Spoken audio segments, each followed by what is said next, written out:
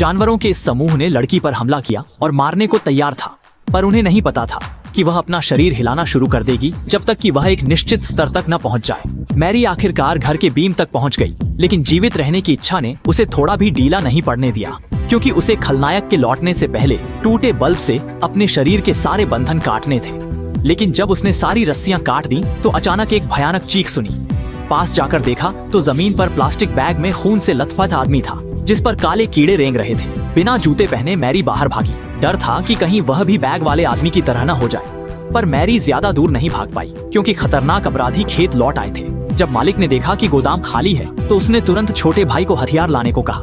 Mary को पकड़कर मार डालने का इरादा था, क्योंकि अगर मैरी जिंदा भाग गई तो उनका अंत निश्चित था।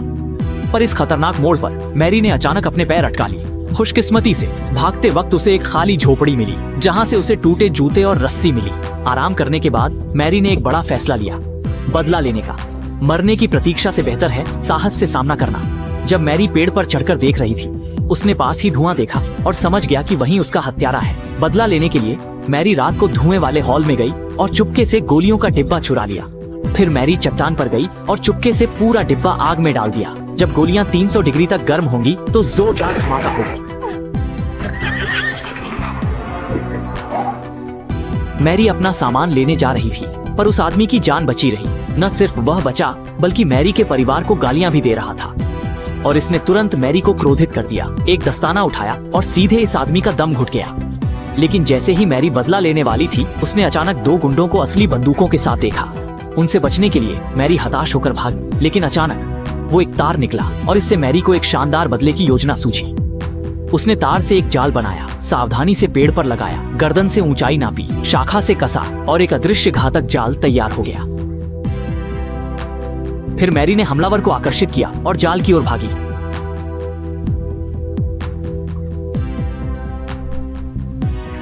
हमलावर के मरने की पुष्टि के बाद मैरी ने उसकी बंदूक ली।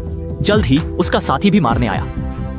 उसे क्यों मारा गया? क्योंकि उसने हेलमेट देखा पर बॉक्स में गड़बड़ी नहीं देखी।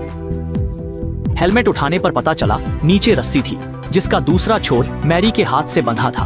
बदले में उसने बिना हिचक गोली चलाई और मैरी ने उसके सिर में बड़ा छेद कर दिया। जब वह वहां से जाने लगी तो अचानक एक विला दिखा।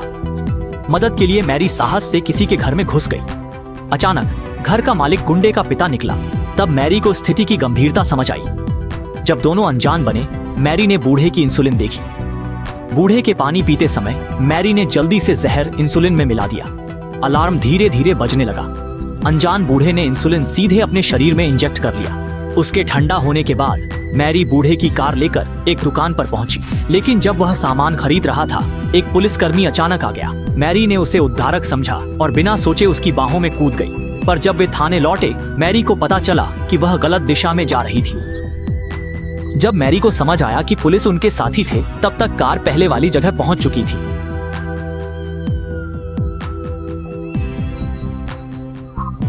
सोचा मैरी पर फिर हमला होगा, पर वेई ब्याओ ने सीधे गाय को गोली मार दी। फिल्म का सबसे विकृत अंत आखिरकार आ गया। ब्याओ ने चाकू से गाय का पेट चीरा, अंग निकाले, सिर्फ पूंछ छोड़ी। वह मैरी को गाय के पेट में सीना चाहता था, ताकि पित्त उसे धीरे धीरे घोल दे। विकृत दृश्य देख मैरी ने कील निकाली और रस्सियां खोल दी। ब्याओ ने वार रोका। कमजोर मैरी उसकी प्रतिद्वंद्वी नहीं थी। मैरी ने ब्याओ की पिस्तौल छीनी, पर उसने बगल की रस्सी खोल दी।